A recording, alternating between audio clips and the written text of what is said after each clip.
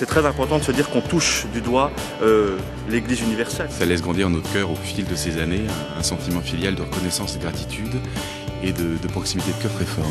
Plus je suis romain, plus je suis universel.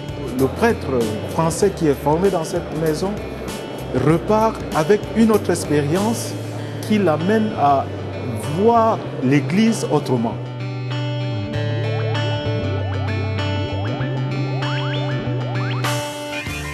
Via Santa Chiara en plein cœur de Rome.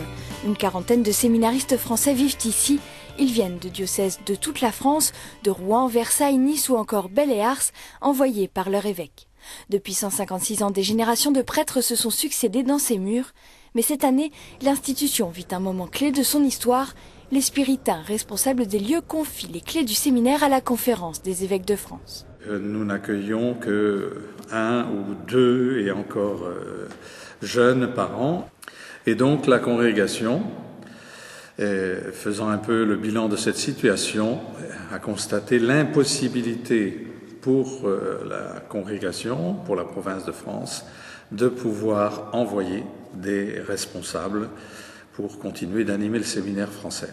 Un tournant pour ce séminaire, fruit d'une réflexion commune entre les spiritains et les évêques français. On a choisi la solution qui était la plus inclusive, c'est-à-dire de confier d'abord le séminaire à la conférence des évêques de France, ce qui fait que nous avons une stabilité du séminaire par rapport à l'État italien et que maintenant on peut au moins prendre pendant 5 ans cette charge. Et puis si dans 5 ans on n'y arrive pas, on verra si on confie à une autre communauté, à un autre institut, une autre congrégation, mais tant qu'on pourra le faire, nous continuerons. D'autant plus que c'est nous qui choisissons l'équipe des pères, donc on peut très bien mettre à l'intérieur d'une même équipe des membres d'instituts, des prêtres diocésains, de manière très diverse, de la richesse, de la diversité de l'Église de France. Pour la France, pour notre pays, ça a eu une influence considérable, d'abord sur l'Église de France, mais également sur le rayonnement de notre pays ici à Rome. En effet, Santa Chiara, c'est un endroit pas tout à fait comme les autres. Un séminaire où l'on se prépare à être prêtre, mais dans un environnement spirituel très riche, en plein cœur de l'Église universelle. Une vraie grâce pour tous les séminaristes. Très concrètement, d'être chaque jour en cours avec des séminaristes du bout du monde, d'Amérique du Sud, d'Amérique, d'Afrique, d'Asie. Donc là, il y a quelque chose de très concret qui est extraordinaire. La proximité, bien sûr, avec le pape, avec l'histoire de l'Église aussi, c'est merveilleux. On est vraiment aux sources de l'histoire de l'Église, des premiers martyrs. Peut-être que tout ce qui était un diocèse ou même l'Église universelle, c'était quelque chose qui me paraissait très lointain ou peu accessible. Et là, c'est vraiment une opportunité de découvrir l'Église dans une nouvelle dimension. Une grâce qui a touché profondément tous les séminaristes qui se sont succédés ici. Depuis 1853, près de 4800 prêtres, évêques ou cardinaux sont passés par Santa Chiara.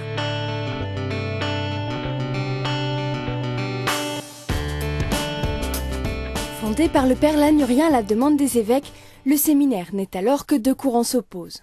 Le gallicanisme qui met en avant une spécificité forte de l'Église française et l'ultramontanisme qui affiche clairement la primauté du pape. Et voilà qu'en la date symbolique du 14 juillet 1859, à l'est des Alpes, dans la ville éternelle, l'Église célèbre la création officielle et pérenne du séminaire français par la publication de la bulle In Sublimi par le pape Pie IX.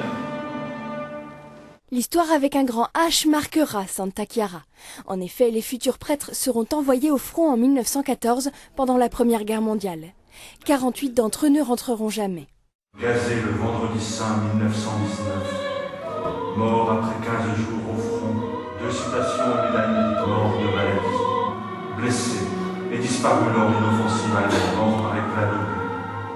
Le séminaire participera aussi à sa façon à la lutte contre le fascisme entre 1939 et 1945. Le séminaire français a hébergé une centaine de hors-la-loi, dont une cinquantaine de juifs, et ce qui a fait dire que finalement pendant 8 mois, le séminaire français avait un afflux de vocations, et finalement les gens de l'extérieur ne s'étaient pas rendus compte que ces séminaristes ou ces prêtres n'étaient absolument pas séminaristes ou prêtres, mais étaient aviateurs, pilotes, soldats ou juifs poursuivis par les Allemands qui circulaient dans les rues de Rome.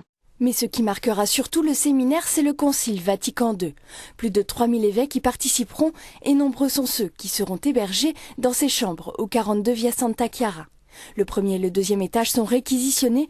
Pour les séminaristes de l'époque, Vatican II reste un moment très particulier d'échange, de fraternité et d'émulation spirituelle.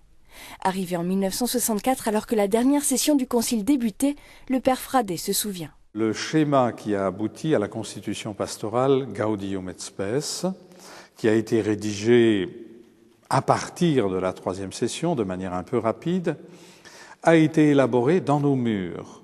C'est un petit souvenir, mais un peu émouvant, de savoir que le séminaire a pu rendre ce service ecclésial important.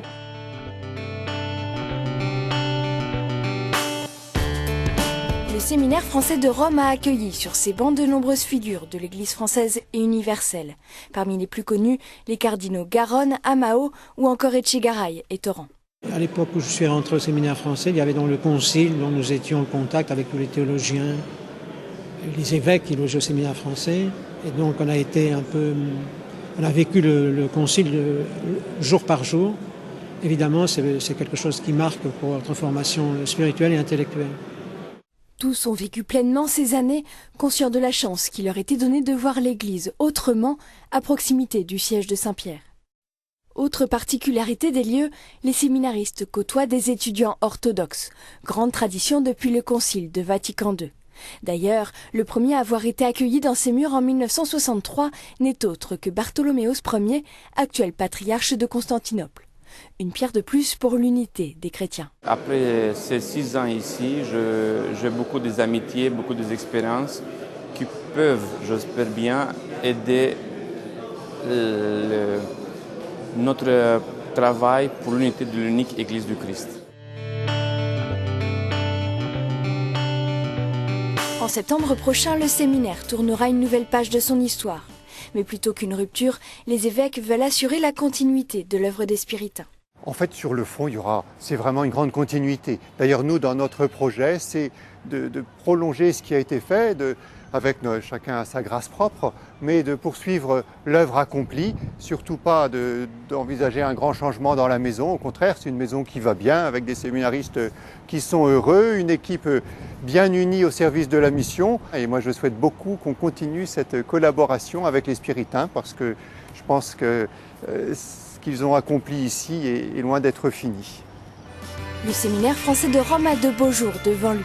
La conférence des évêques de France va le prendre en charge pendant 5 ans, dans un premier temps. Ce qui est sûr, c'est que les séminaristes continueront à se succéder dans les couloirs, à vivre au milieu de l'Église dans toute sa diversité. L'occasion pour eux de comprendre un peu plus la catholicité de l'Église, une et universelle.